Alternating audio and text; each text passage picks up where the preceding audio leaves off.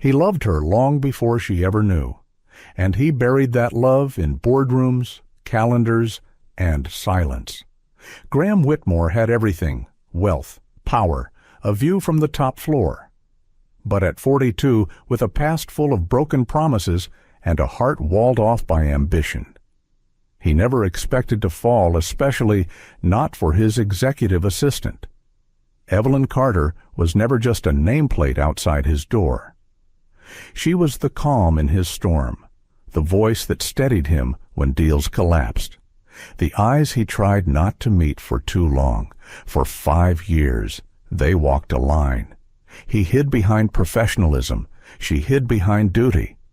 But one night in a quiet office, something shifted. Have you ever cared for someone so deeply, yet said nothing, because the cost of being seen felt too high? This is not just a love story. It's about timing, choices, and the courage to stop hiding. And if you've ever loved in silence, you'll find pieces of your own heart in theirs. If this story touches you, don't forget to like, subscribe, and share your thoughts in the comments below. Now let me take you back to where it all began. Every morning, long before the city wakes, she walks into that office, not because she has to, but because a part of her heart lives there. The streets of Charleston were still wrapped in sleep when Evelyn Carter pushed open the glass doors of Whitmore Holdings. It was 6:15 a.m., and the sun hadn't yet spilled over the Ashley River. The old bricks of the building still held the night's chill, and the only sound was the soft click of her modest heels against polished hardwood. She didn't rush. Evelyn never rushed. Her movements were deliberate, precise, graceful in a way that didn't call attention, but quietly commanded it. She liked the silence, the stillness before the city stirred. This was her hour before meetings, before phones started ringing, before the world turned too loud. The lobby was dimly lit, washed in soft gold from a single chandelier. She passed the marble reception desk, where no one would arrive for another hour, and rode the elevator alone to the top floor. As the doors opened with a gentle chime, the familiar scent of old pine wood and paper greeted her. A view of the river unfolded just beyond the large windows of the executive suite, calm, reflective, mirroring her mood. Her office, if it could be called that, sat just outside Graham Whitmore's. The sign on her door read, "Executive Assistant," but everyone in the company knew Evelyn Carter was far more than that. She placed her purse on the coat rack, shrugged off her light wool cardigan, and reached for the French press she kept in the corner cabinet. 1 scoop of dark roast, hot water at exactly 200 degrees, brewed for 4.5 minutes, no shortcuts. Graham liked it strong and simple. She had memorized that long ago. While the coffee steeped, she turned to his schedule checking times, reviewing memos, adjusting notes from a late-night update his legal team had sent just before midnight. Her desk was pristine. Everything had its place. Even the paper clips were aligned by size. At 6:40, the coffee was poured into a ceramic mug blue, with a hairline cracked near the handle that Graham had never wanted to replace.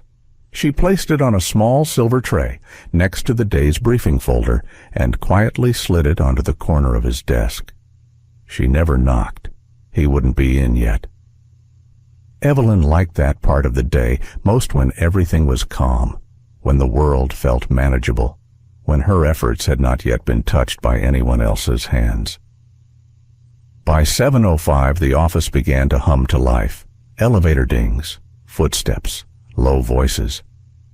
The staff on floor 7 always arrived early, and many paused at her desk with a polite smile or nod.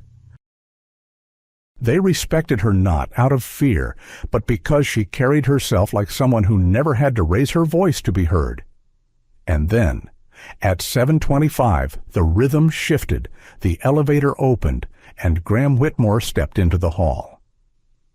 He never arrived at the same minute each day, but Evelyn always knew when he was near. She could tell by the subtle hush that followed, the way conversation softened, the way energy shifted, just slightly. Graham was tall, lean, and impeccably dressed. His suits were never flashy, but tailored with a quiet elegance. He wore confidence like a second skin cool, composed, restrained.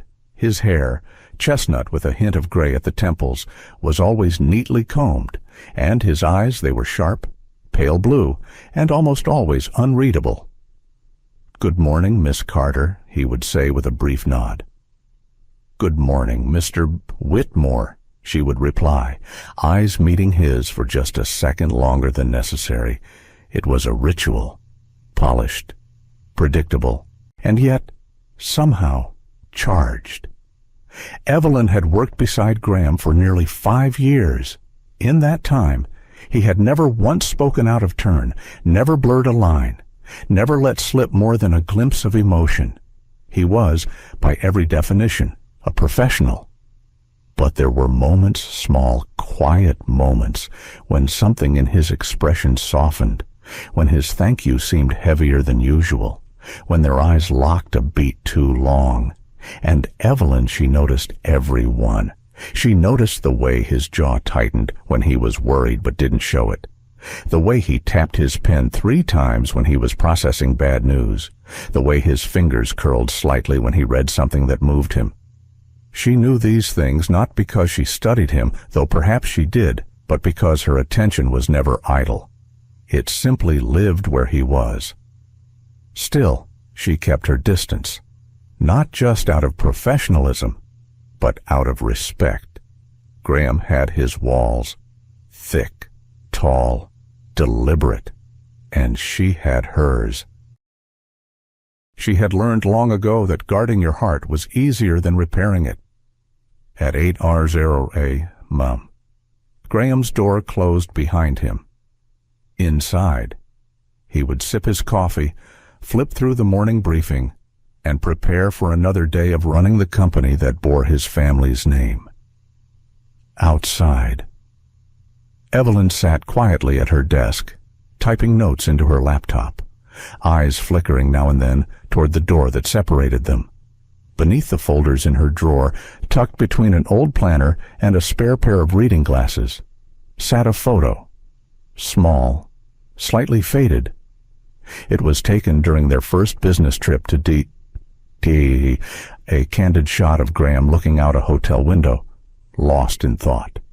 Someone from the events team had captured it and emailed it to her by mistake. She never deleted it. She told herself she kept it because it was a good picture, because it reminded her of the man behind the title. But deep down, she knew the truth. She kept it because it was the only version of him she could keep. And so, every day, Evelyn showed up, punctual, flawless, unshakable. But behind all her quiet grace, Evelyn had a secret. He built an empire from his father's dreams, but somewhere along the way, he forgot how to dream for himself. The Whitmore name had always meant something in Charleston. In the post-war years, when the city was still recovering from storms, both literal and economic, Harold Whitmore started a humble real estate business with nothing but a ledger book and a loyal handshake. He built slowly block by block, home by home, until Whitmore Holdings became a name people trusted. Solid, steady, Southern, respectable. Graham Whitmore had grown up in the quiet shadow of that legacy. His father believed in discipline, and his mother believed in silence. Together, they raised a son who understood early on that emotions were to be managed like spreadsheets, precisely, discreetly, and preferably alone. By 32, Graham had taken over the company. By 35, he had doubled its value. He had the corner office, the jet black car with tinted windows, the calendar that never had room for personal time. And, for a while, that was enough. He'd been engaged once. Her name was Caroline Smart, poised, just the kind of woman the world expected a man like Graham to marry. But expectations and connection weren't the same thing. Over time, their evenings became quieter, then shorter, until they mostly lived on opposite ends of the same silence. She left one rainy Tuesday, the same day he closed the firm's biggest coastal land deal. He didn't chase her. He barely paused. The contract went through. The headlines celebrated. And Graham went back to work. He told himself he was fine. He told himself she was never truly what he needed. But sometimes, in the small hours of the morning, when the house was too quiet and the wind stirred the branches outside his bedroom window, he would lie awake and wonder what it meant that he hadn't missed her, but had missed something. At 42, Graham lived in the same colonial home he grew up in, a sprawling white house near the edge of town, wrapped in ivy and memory. The furniture was tasteful, the art original, the silence complete. He cooked for one, ate standing by the window, drank black coffee late into the night, and reread the same books he'd loved in college. He rarely invited anyone over. The room stayed clean, untouched. He lived, in many ways, like a man waiting for the next meeting. And maybe that's all he thought life would be, agendas and acquisitions. Until Evelyn Carter entered his office. She wasn't flashy, didn't talk too much, never pushed past the boundaries he instinctively set, but she was sharp, impeccably organized. And most dangerously of all, she noticed things. The way she always had his coffee waiting before he even asked, the way she adjusted his schedule before conflicts even arose, the way she could sense the mood of a boardroom before he even walked in. She read situations like he read spreadsheets, effortlessly, accurately, quietly. At first, he thought it was just professional admiration. Then, one evening, after a particularly tense investor call, she left a single note on his desk before heading home. Tomorrow will be better. You always find a way. No name, no flourish. Just that. And Graham had sat in his chair for nearly 5 minutes, staring at the handwriting. He had never needed anyone. Not really. But in moments like that, he realized that being needed and being seen were two entirely different things. And Evelyn Carter saw him. Of course, he never let on. He kept their interactions formal, predictable. A nod. A thank you, Miss Carter. A glance that never lingered. But behind the calm surface, something restless had begun to stir. He'd think about her voice sometimes, soft but confident, or the way she gently tucked her hair behind her ear when she was reading reports, or how she never laughed loudly but always with her whole face. He told himself it was just proximity, familiarity, routine, but he knew better. Still, he did nothing, because Graham Whitmore didn't allow himself to want things he couldn't control. And real love was never part of the spreadsheet. Then came the day he forgot her birthday. Or rather, he never remembered it in the first place. That morning had been a blur calls from New York, last-minute investor meetings, a broken Zoom link that delayed everything. He hadn't looked up until well past 7:45, by which point Evelyn had already delivered his coffee, placed the meeting folders on his desk, and gone back to typing quietly. He didn't notice anything different. But she had come in 20 minutes earlier than usual that day, wearing a navy blue blouse he'd never seen her in before, and inside her tote bag was a small bakery box, tied with a thin white ribbon. She'd never get the chance to hand it to him. By 11:00 a.m., he was on back-to-back calls. By noon, she slipped the box into her drawer and quietly went out for lunch. That night, after everyone had left. Evelyn sat at her desk in the dim light, staring at the unopened box. Then, with a soft sigh, she untied the ribbon and placed the cupcake gently into the staff fridge. With no name, no note. She didn't want it anymore. And Graham none the wiser drove home that night with a stack of signed papers and an untouched heart. He poured himself a glass of scotch, looked out across the river from his second-floor study, and told himself once again that he didn't need anyone. That solitude was safety. That love was for people with less to lose. But as he stood there in the dark, one hand on the cool glass, something inside him whispered that maybe, just maybe, he was already losing something far more important than he knew. And while the city slept, both hearts stayed wide awake, waiting for something neither dared to name. Sometimes love doesn't speak in words. It speaks in glances, in silences, too heavy to ignore. The Atlanta trip had been scheduled for weeks. It was one of the biggest events of the year, Regional Summit for Urban Revitalization, hosted by developers, mayors, and policy leaders from across the South. Whitmore Holdings had been invited as a keynote sponsor, and Graham was slated to deliver the opening remarks. He hadn't originally planned to bring Evelyn, but with last-minute changes to the itinerary and pressure from press interviews, she had become essential, his anchor in the storm of logistics and egos. When she stepped into the town car waiting at the Charleston office that Tuesday morning, she carried her leather binder, her laptop bag, and the kind of quiet composure that always made things feel more manageable. The flight was only a little over an hour, but it felt longer. They sat beside each other in business class, aisle and window, with no one between them. The cabin buzzed softly with announcements and the hum of tired travelers. They didn't speak much. Graham read through his speech, occasionally underlining a phrase. Evelyn typed out last-minute edits to his talking points, adjusting for updates she'd picked up from the planning committee that morning. The air between them was calm, but charged, like something just beneath the surface was waiting to rise. She stole a glance when he leaned his head back for a moment, eyes closed. His jaw was tight. A rare crease had formed between his brows. It was strange how familiar his face had become, not just the outer edges of it, but the way it changed when he was tired, or quietly pleased, or wrestling with a decision no one else knew about. And then he opened his eyes and looked straight at her.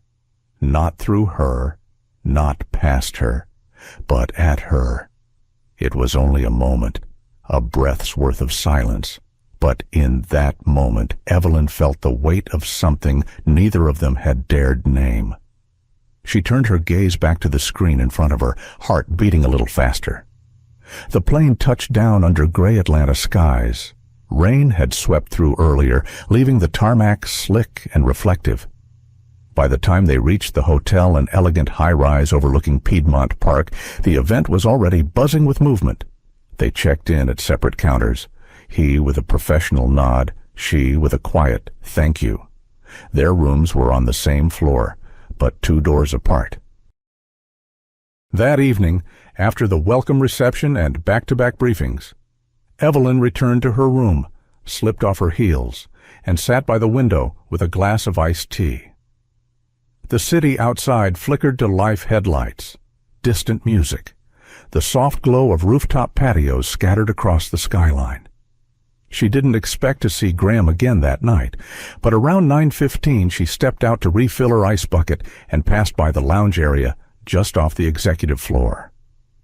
The lighting was low. Almost no one was there. And that's when she saw him. He was sitting alone on one of the leather sofas, a glass of scotch in one hand, and his phone resting on the table in front of him. He wasn't scrolling, wasn't working, just sitting, staring down at something in his other hand, a small, worn jewelry box. She froze, just out of his line of sight. With a slow movement, Graham opened the box and took out a ring. Simple, gold, classic. He held it between his fingers, turning it slightly under the light. There was something raw in his expression. Not pain exactly, not longing, more like resignation, like he'd made peace with something, but the echo of it still clung to him. Evelyn had never seen him like that, not at board meetings, not in crisis, not even in the quiet moments between. Here was a man stripped of his armor. He placed the ring back into the box, shut it, and sat very still for a long moment before slipping it into the inside pocket of his jacket. Evelyn quietly turned and walked away. Her breath caught somewhere between her ribs. Back in her room, she sat on the edge of the bed, hands clasped tightly in her lap. The image wouldn't leave her, the way he looked at that ring, not like a man who couldn't let go, but like one who didn't know where to put the grief he'd been carrying too long. She hadn't known the whole story. No one did. But in that glance, in that private moment, he didn't know she'd seen. She understood something fundamental. He hadn't forgotten the past. But maybe he didn't want to live in it anymore. And beneath the suit, the title, the impeccable restraint, Graham Whitmore was just a man, one who had loved, lost, and kept going without ever really arriving anywhere new. That night, Evelyn didn't sleep much. She lay with the curtains half open, the city lights painting gold lines across the carpet. And her mind kept circling back, not just to what she saw, but to what she felt. She'd always admired him, always respected him. But somewhere along the way, admiration had grown roots. She wasn't foolish enough to name it yet, not aloud, but the truth hummed quietly beneath the surface. And in that moment, Evelyn knew she wasn't just working for a man. She was falling for one. It started with a breaking news alert. Then came the calls, the panic, the storm, and a choice. Thursday morning began like any other. Evelyn arrived before sunrise, her usual quiet steps echoing softly through the marble corridors of Whitmore Holdings headquarters. The river beyond the windows shimmered in a faint silver haze, and Charleston still lay under a sleepy fog. She brewed Graham's coffee just right, 2 teaspoons, not 3, and placed it on the corner of his desk, as always. Then her phone buzzed. It was a news app. The headline froze her in place. Whitmore Holdings faces lawsuit over zoning violations in Crescent Bay project. She clicked, scanned, read again, and felt her stomach sink. A neighborhood council had filed an injunction against one of the company's most anticipated real estate developments, a waterfront restoration meant to bring housing and retail space to a once-abandoned dockyard. The article claimed the project had pushed past historic zoning limits. There were photos, quotes, speculation. Within 20 minutes, the story had been picked up by 2 more outlets. By the time Graham walked into the office at 7:10, Evelyn was already on the phone with legal. He didn't ask questions at first. He simply read her face. And that was enough. "Call the VPs," he said quietly. "All of them. Emergency meeting in 30. The boardroom was buzzing by 8:00. Legal briefs flew across the table. Crisis PR teams chimed in remotely from New York and D.C. The air was thick with tension, strategy, and the undercurrent of fear something rare in a building that prided itself on calm under pressure. Graham sat at the head, commanding the room with his usual clarity. But Evelyn noticed his fingers tapping ever so slightly against the polished wood surface. A small tell, invisible to anyone else, but not to her. She moved like a second heartbeat, distributing statements, rescheduling media interviews, answering calls, relaying internal memos. She knew every number to dial before he asked, every document to bring before he finished the sentence. By mid-afternoon, the company's stock had dipped 9%, and the sky outside had darkened into a brooding gray, mirroring the atmosphere within. When most of the team left around 7 p.m. to regroup from home, Graham stayed behind. Evelyn didn't ask whether she should go. She didn't need to. She simply kept working. The storm outside broke around 8:30. Sheets of rain slammed against the tall glass windows as lightning cracked above the Cooper River. The world beyond the building faded into a blur of water and wind. Inside, the only sounds were the soft taps of keyboards and the hum of the backup generator. Just after 10 hours, The power flickered, then failed.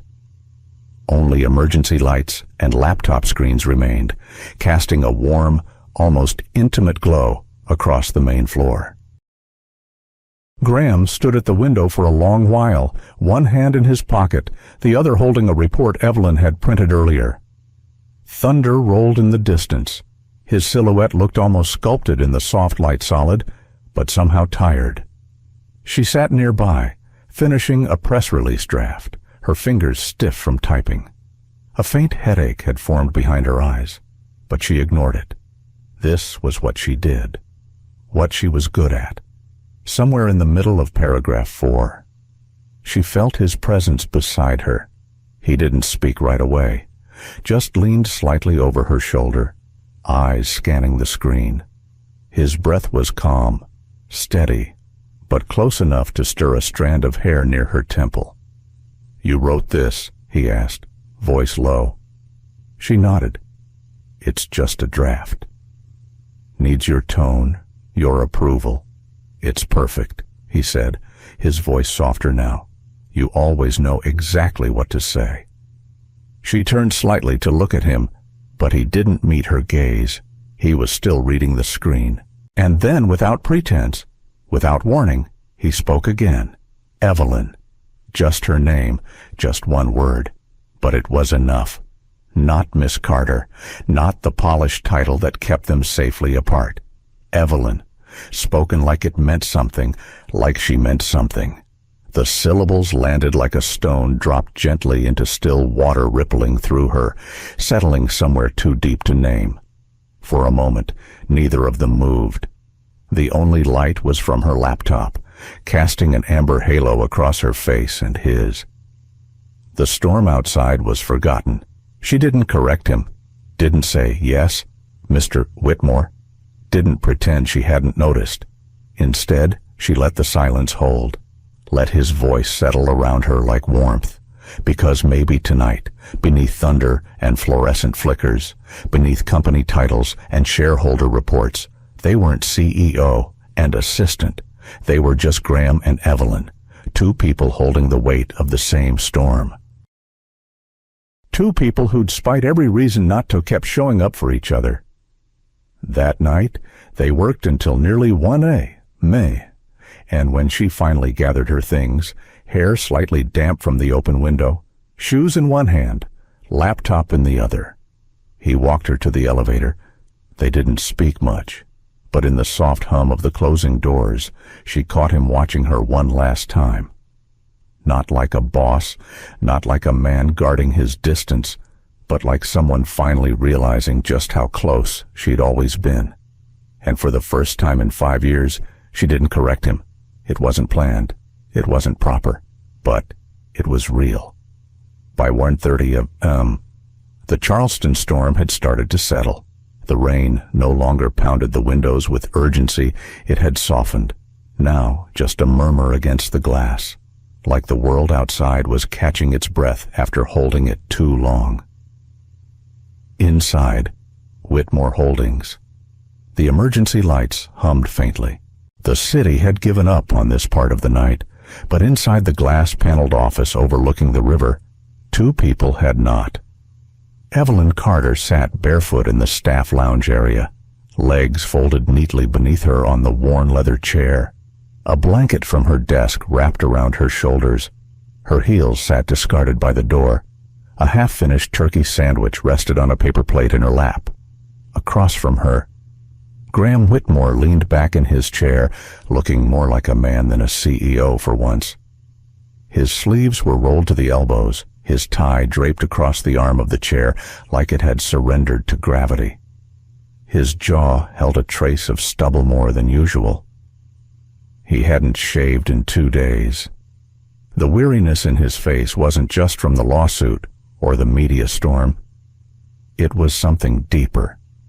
"This," he said after taking a bite, "may be the worst sandwich I've ever eaten." Evelyn grinned, then feigned offense. "I'll have you know I studied culinary improvisation under fluorescent lighting," he chuckled low. "Tired, but real.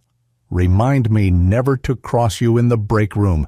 It was a silly moment, a throwaway exchange, but it hung there, suspended between them like it mattered, because it did.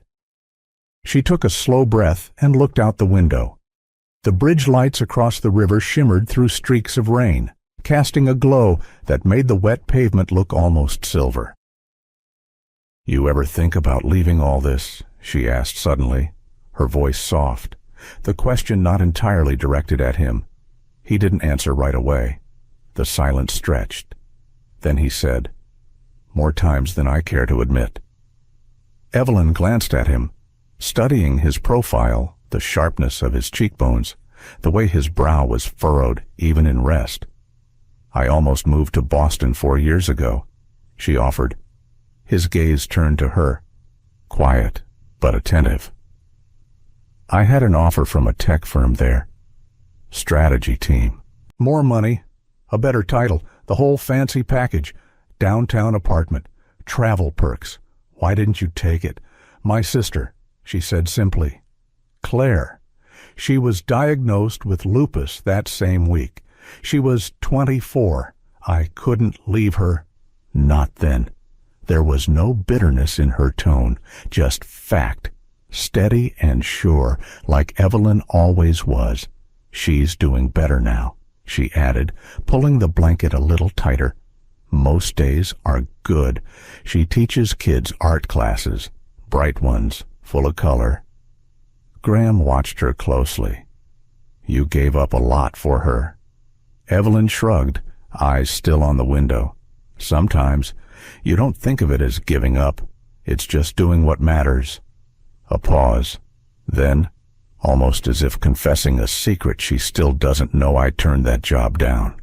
Graham leaned forward, elbows on knees. "You ever regret it?" She smiled faintly. "Not once.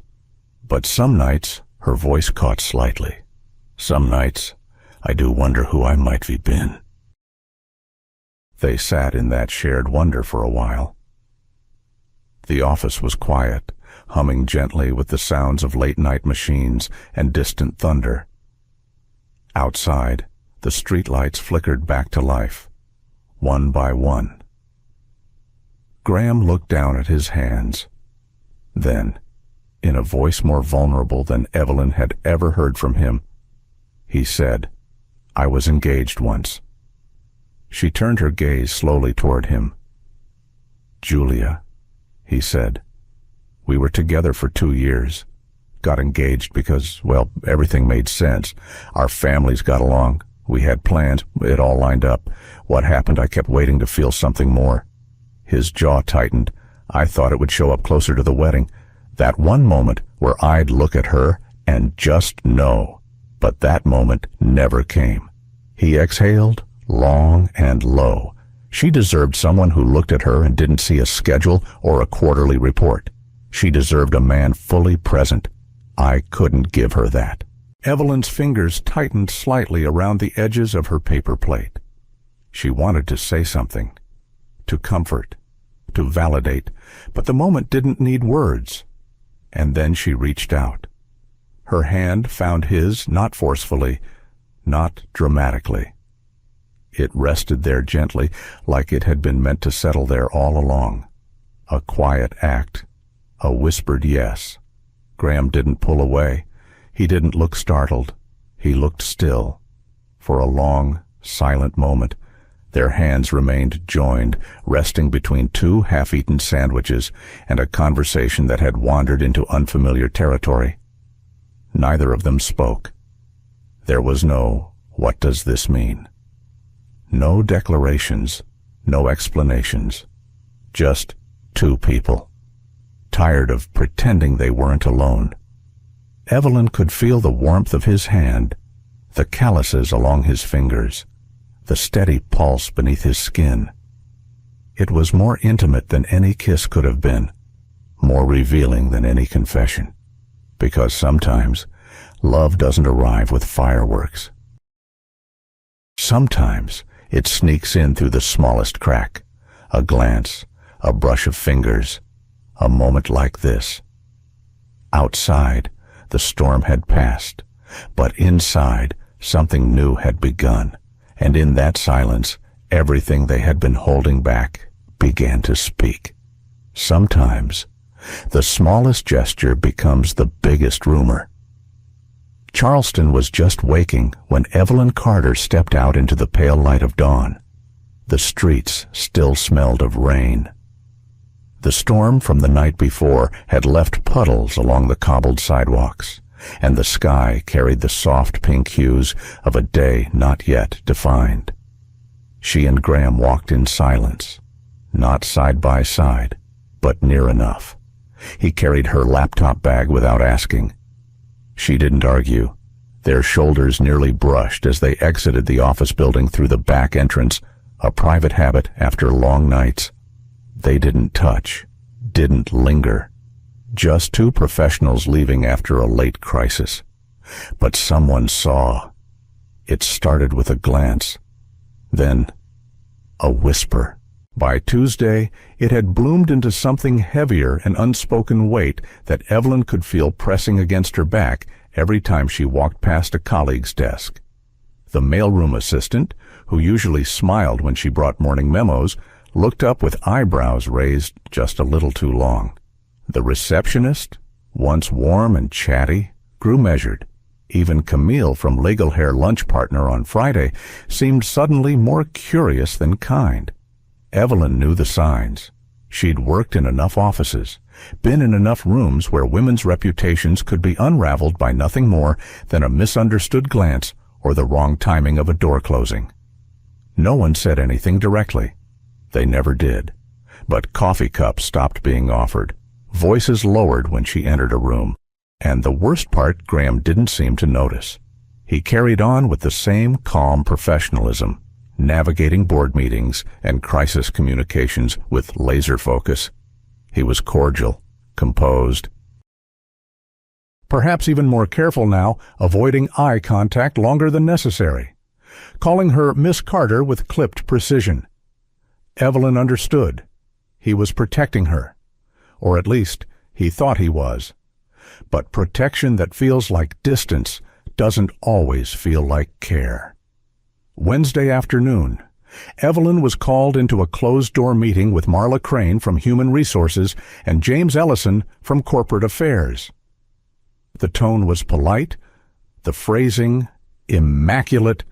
We're reviewing team alignment, cross-department dynamics, considering growth opportunities in other markets, but the subtext was unmistakable. She wasn't just Evelyn Carter, the brilliant executive assistant who had saved half a dozen major deals in silence. She was now Evelyn Carter, the woman people were starting to talk about, and that changed everything. When the meeting ended, she walked out with her chin high and her shoulders square. She didn't cry, not at the office, not yet. But she did sit at her desk for a long time, staring at a blank email titled, Request for Relocation, Nashville Office. Her fingers hovered above the keyboard. The Nashville branch was growing. They needed operations leads. It was far enough away, quiet enough. She could start fresh, work hard, hide in plain sight. It made sense. It always did, for women like her. Women who gave everything to a company, and who could lose it all over something as simple as being seen walking next to a man at dawn. A man who happened to be her boss. She stayed late again that night, not out of necessity, but to avoid the ride home. The silence of her apartment felt heavier these days. By 8:00 p.m., the building had emptied. Her inbox was sorted, her reports filed. The draft relocation request sat printed on her desk, unsigned. She poured herself a cup of stale break room coffee and leaned by the window, watching the city bleed into darkness. She didn't hear the knock at first. It was gentle, not commanding, like the sound of someone unsure of his right to interrupt her solitude. She turned, startled. Graham stood in the doorway, one hand in his pocket, the other holding 2 takeout containers, "I figured you hadn't eaten," he said simply. His voice wasn't the clipped, careful one he'd been using for the past few days. It was softer, familiar, like the version of him she'd met in the glow of laptop screens and stormy windows just nights before. Evelyn didn't speak. Her eyes fell briefly to the document on her desk face down, but too near. Graham followed her gaze, walked in, closed the door. "What is that?" he asked quietly. She hesitated, then picked it up and handed it to him. He read it once, slowly, then looked at her, really looked at her. "You were going to leave." "I was trying to protect what's left of my reputation," she replied, her voice calm but low. "There are meetings happening behind closed doors. People are assuming things. And no one's going to question your character, Graham, but mine." She gave a small laugh. "Well, women don't get that luxury, do we?" He didn't argue. He couldn't. She walked past him, picked up the coffee cup she hadn't finished, then set it down again. Her hands were shaking. "For 5 years, I've done this job with quiet excellence. I've been invisible when I needed to be, indispensable when it mattered. I didn't ask for this attention. I didn't change. The way people see me did." Graham took a step closer, the form still in his hand. "You don't have to go." "And if I stay?" she asked, finally meeting his eyes.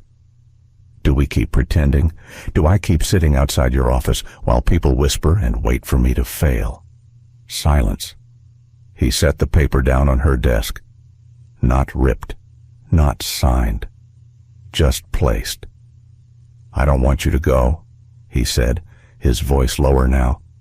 "But if you do, I want it to be because you chose it, not because of whispers." Evelyn's eyes softened.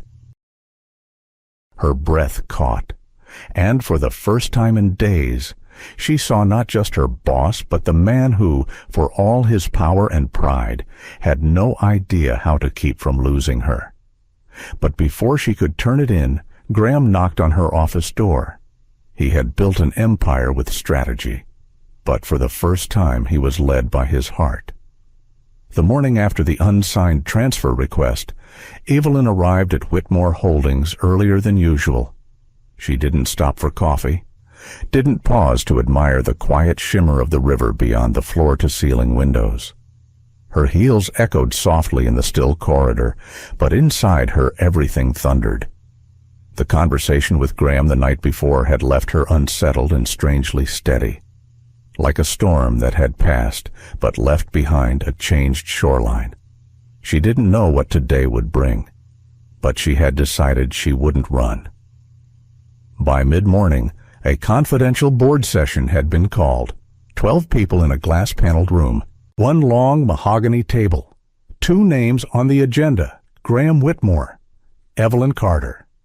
The whispers had turned into structure now formal, lined up and dressed in business attire. Evelyn entered the boardroom with her head high. She wore navy, clean lines, a pearl pin her grandmother had left her. It reminded her who she was before titles or rumors. Graham was already there, standing near the head of the table. He looked tired, but grounded, a man who had already decided what he would say, no matter the cost. "Let's begin," said Marcus Langford, the senior board member, clearing his throat and adjusting his glasses. Graham didn't sit. He placed a folder on the table, calm and precise.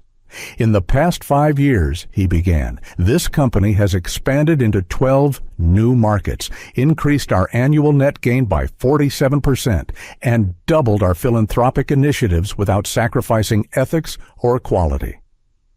He looked around the table, meeting each gaze with quiet steel. "Many of those victories were not because of me. They were because of Evelyn Carter." A murmur stirred. Someone shifted in their seat. "I am recommending she be promoted to Chief Operating Officer, effective immediately." The room went still. Graham opened the folder, revealing page after page charts, financial reports, internal audits, performance reviews. These aren't gestures, they're numbers, data, results. She has led quietly for years. What I'm asking for now is simply recognition, a pause, a heartbeat. I trust her more than I trust anyone in this building, including myself. Evelyn felt her pulse thudding in her ears. She kept her gaze low, her hands folded neatly on her lap. But her breath came deeper now, rooted, steady. "I'm sorry, Graham," said board member Judith Reinhardt, leaning forward with her fingers laced. "But this feels reactive. It looks like damage control after a perceived entanglement." Graham's jaw flexed. "And what exactly is your concern?" he asked, voice even. "That this decision is not entirely objective." Graham nodded slowly, picked up one of the reports. "This is a 5-year review of Evelyn's crisis management contributions. Compare it with our last 3 COOs. She outperforms them in every metric, and she did it all from outside the executive tier." Judith opened her mouth, but he raised a hand, measured, not dismissive. "If your concern is perception, I understand, but I won't let perception overshadow performance." Another board member chimed in, Leon Cross. "Always one for control. And what about the rumors, Graham? You two clearly have history. It wasn't a question." Evelyn felt the words like a cold draft, but she didn't flinch. She looked up now, straight at Leon, her voice calm and steady. "I have never used personal proximity for professional gain. If anything, I've spent 5 years proving myself twice as hard to avoid that exact assumption." She didn't raise her voice. She didn't need to. Her truth was heavier than any accusation. Still, Leon shook his head. Even soap pointing her now sends a message, and that's when Graham stepped in. The silence before he spoke was deafening. "If her presence threatens your definition of fairness," he began, his voice low but unwavering, "then perhaps it's not fairness you're defending, but your own fear." No one moved. He didn't speak with fire. He spoke like a man who had peeled every layer of doubt from his soul and found only one truth worth protecting. "I've built this company brick by brick from my father's garage floor. And if the cost of integrity is letting go of someone this vital, then maybe this company isn't what I believed it to be." He turned thankfully to Evelyn, and the whole room felt the shift. This wasn't a boss speaking to an assistant. This was a leader choosing his equal. "I don't want a COO who's convenient," he said. "I want one who's exceptional." And then he sat. Evelyn's throat tightened, not from surprise, but from the weight of being seen, truly seen, not for whispers or assumptions, but for the years of excellence no one had clapped for. Marcus Langford looked around. "The board will now vote," he said, adjusting his glasses once more. 12 people, one decision. The room grew still. Papers shuffled, pens clicked, and in that moment, everything hung in silence. One by one, hands were raised, and a woman finally got what she always deserved. The air in the boardroom felt heavier than usual, thick with silence, expectation, and the weight of unspoken truths. 12 people sat around the table, papers in hand, expressions unreadable. Outside, the Charleston sun poured through the tall windows, casting long lines of light across the dark wood floor. Evelyn sat still, her hands folded in her lap. On the surface, she looked composed, regal, almost. But beneath the calm, her heart thudded like a drum. She wasn't waiting for validation. Not anymore. She was waiting for honesty, for people to look past the gossip and into the years of work she had poured into this place. Marcus Langford cleared his throat, tapping his pen once on the table. "Well, proceed with the vote now," he said. "A simple majority will decide the appointment." There was no discussion, no more arguments, just choices, the kind that revealed who people really were. He turned to his left. Judith. There was a pause, a long one. Judith's eyes moved from Graham to Evelyn, then down to the folder before her. She had been skeptical, loudly so, but now she raised her hand. Yes, it was quiet, but it landed like thunder. Next came Leonard. He hesitated, eyes flicking toward the window, then raised his hand halfway. Yes, based on merit. 2 votes. Evelyn sat straighter. One by one, they continued, some quickly, some after painful seconds of silence. 7, 8, 9. Each yes felt less like victory and more like release, like a truth finally allowed to stretch its limbs and stand up straight. Then came Elaine Peterson, a veteran in the company. Quiet, stern, but fair. She leaned forward. "I've worked with Evelyn for 6 years, she said, her voice low but firm. She's never asked for attention, never asked for credit, but she's earned both." She raised her hand. Yes. 10, just 2 more. The second to last board member, a man named Craig, who rarely spoke, simply nodded. Yes. Then all eyes turned to Marcus. He closed his eyes for a beat, let out a long breath, and raised his hand. Yes. The room exhaled, not with celebration, but with a kind of sacred respect. It had been done. Cleanly. Officially. Evelyn Carter was now Chief Operating Officer of Whitmore Holdings. Not because of favoritism, not because of romance, because she was the right person for the job. As the board adjourned, chairs scraped softly across the floor. Papers shuffled. Voices murmured. But Graham stayed seated. So did Evelyn. They didn't speak until the room had cleared and the door clicked shut behind the last board member.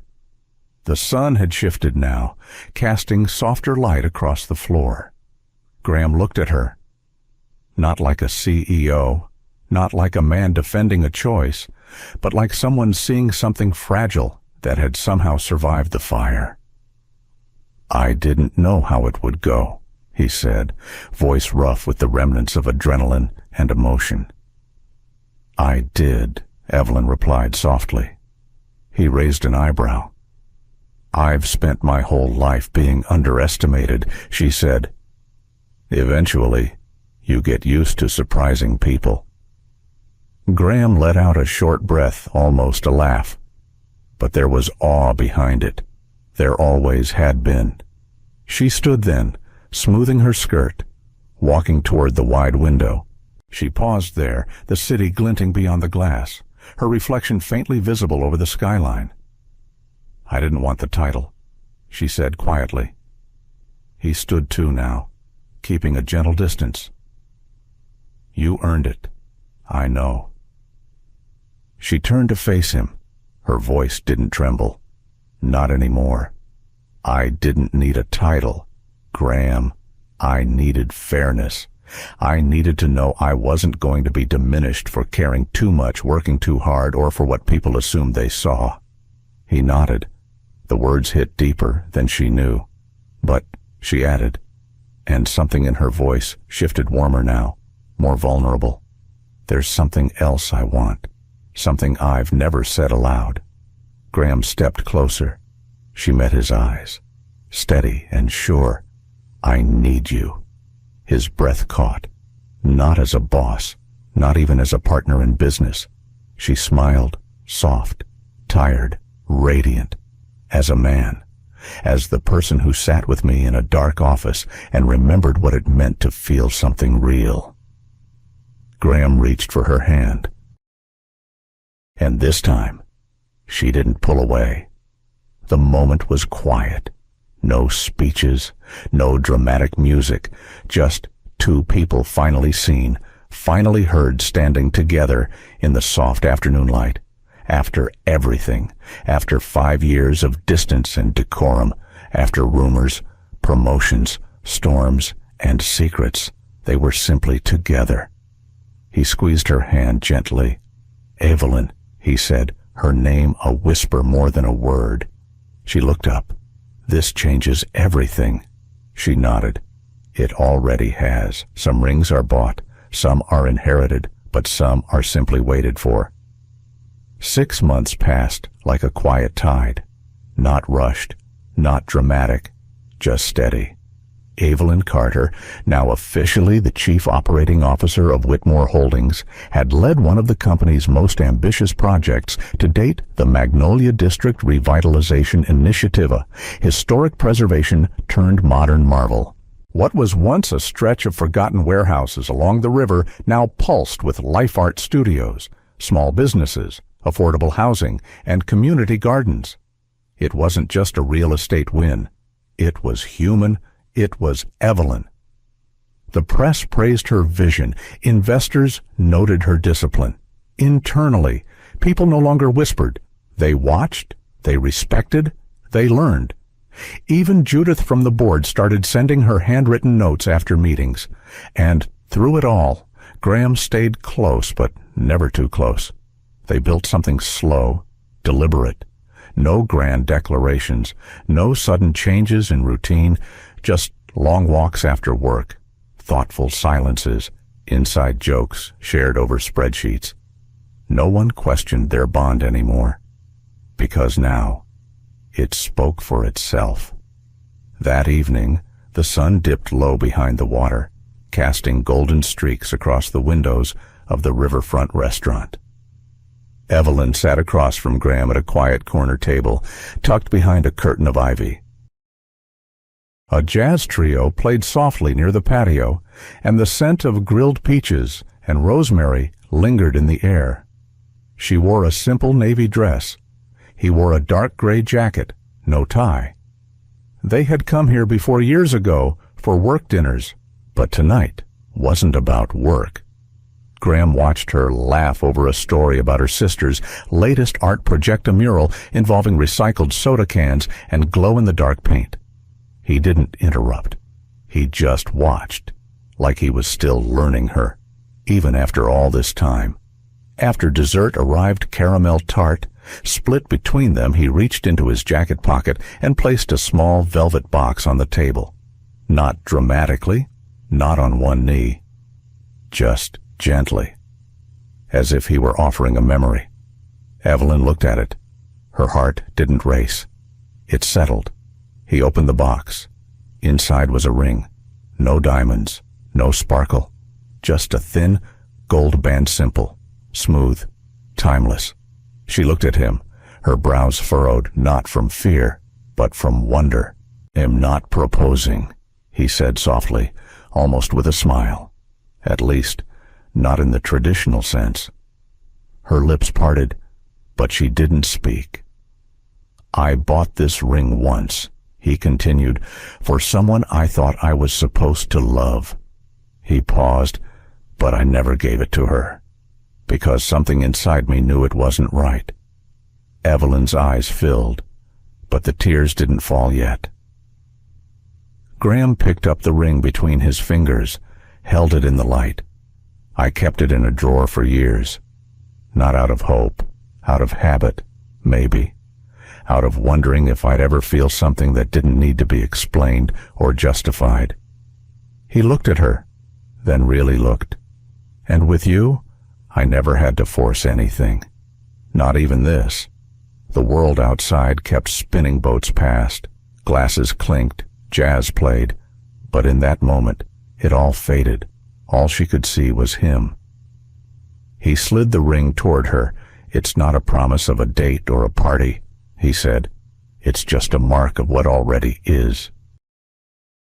That you are the one I choose every day, not for appearances, not for convenience, but because I've never respected anyone more." The tears came then, not because of the ring, but because the time had passed, and he had stayed, because he hadn't rushed this moment.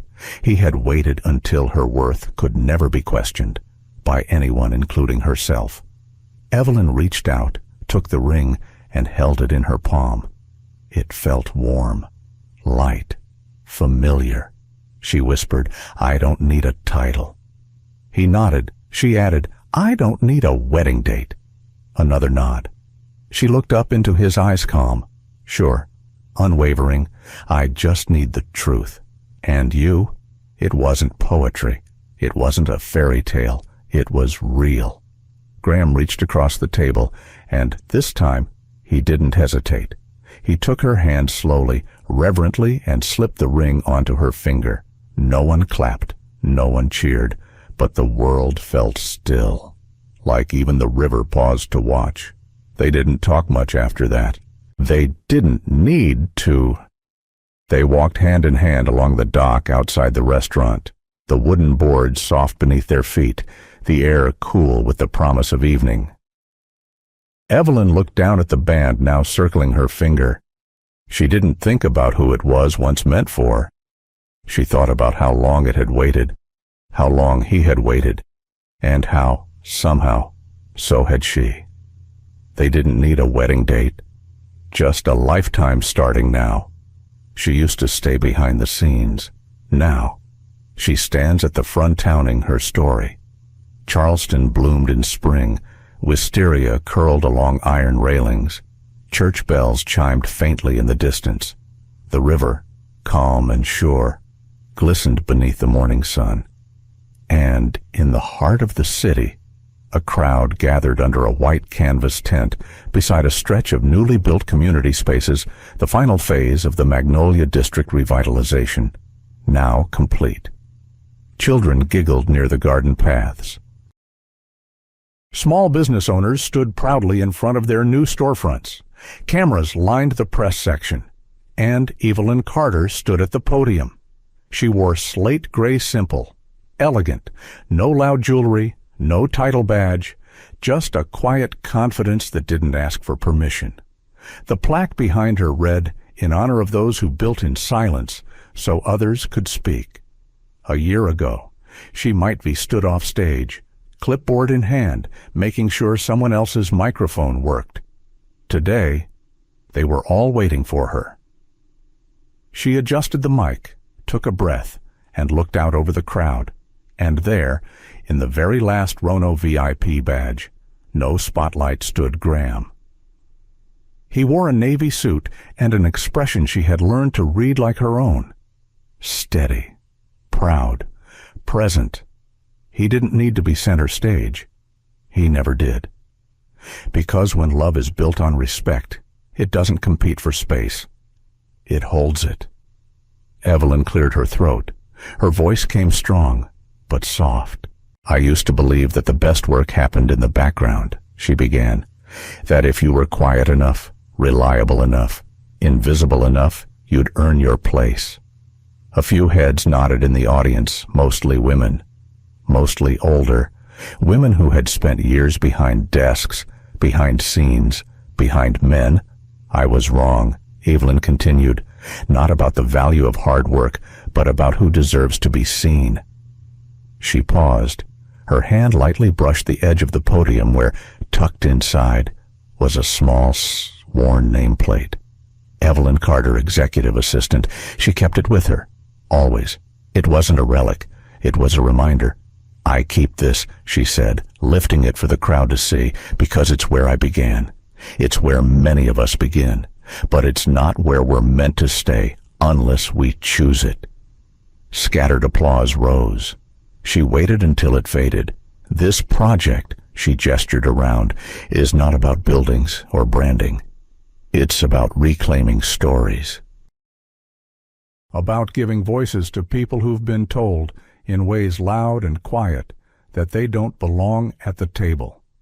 Her gaze swept toward the community volunteers, toward the maintenance crew in the back, toward the single mothers holding toddlers, toward the ones who knew what it meant to be seen too late or not at all. "I was never just a secretary," she said, her voice a little steadier now. "I was a strategist, a builder, a sister, a woman who loved a company enough to fight for its better self. And I stand here not because someone gave me a seat. She smiled gently, but because, eventually, I decided to take one. The crowd rose in standing ovation, not just for the words, but for the years of quiet integrity that now had a voice. After the speech, Evelyn stepped aside, letting her team lead the next phase of the event. She didn't rush to interviews or cameras. She let others shine. She always had.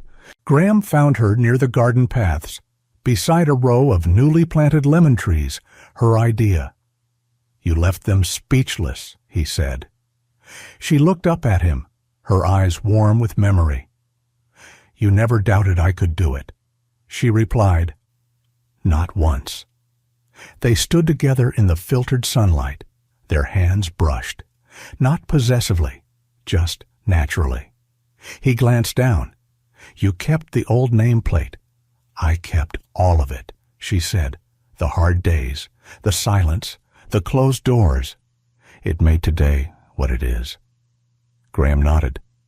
"Do you remember what I said to you that night, a year ago, after the board vote?" She tilted her head. "You said this changes everything." He smiled. "And you were right," she added. "But not in the way I thought. It wasn't the title. It was finally believing I deserved the room." Graham gently took her hand, no longer tentative. They had crossed every line that once held them apart. Now, they simply walked together. No need to define it. No need to explain. Just two people, equal, whole, and chosen. Later that afternoon, Evelyn returned to her office. It hadn't changed much. Still faced the river. Still had the same mug from 5 years ago. Still smelled faintly of jasmine from the candle Claire had given her. She placed the nameplate gently in her drawer, not to hide it, but to protect it. It would always be part of her. A letter sat on her desk, handwritten, from Camille, the former lunch partner who once kept her distance. It read, "I watched you from the sidelines. Evelyn, I was afraid of what it would cost to step forward, but you showed us that the cost is worth it. Thank you for not leaving quietly." Evelyn smiled, a deep, full smile, the kind that only comes after surviving not just storms, but silence. She looked once more toward the window, where the city pulsed with possibility, and in that stillness, she let the past settle, not behind her, but beneath her, as foundation. Not every woman gets to tell her story, but today, she had. And it mattered, not because of applause, not because of headlines, but because someone else might be sitting behind a desk now, wondering if it's possible, and they'd remember her. She was never just a secretary. She was the woman who loved in silence until one night changed everything. In a world that often values volume over virtue, Evelyn's story reminds us of the quiet power of patience, dignity, and staying true to who we are. For years, she worked in silence, not because she lacked strength, but because she believed in doing the right thing, even when no one noticed. And Graham, guarded by regret and driven by duty, had to learn that love, to be real, must be brave. Together, their journey teaches us this: respect is the foundation of love. Timing matters, and sometimes the strongest relationships are not the loudest, but the ones that survive without applause.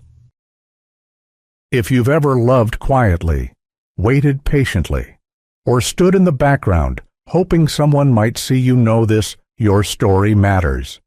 Your presence matters, and it is never too late to be seen, respected, and loved for exactly who you are. Let Evelyn and Graham remind us that healing doesn't always come from grand gestures. Sometimes it begins with a name softly spoken and a hand that finally reaches back. Thank you for spending this quiet moment with us. If Evelyn and Graham's story touched your heart, please consider giving this video a like, sharing it with someone who believes in second chances, and if you'd love to hear more gentle, heartfelt stories like this, we invite you to subscribe to the channel. Your support means the world. Until next time, take care, and never stop believing in the power of quiet love.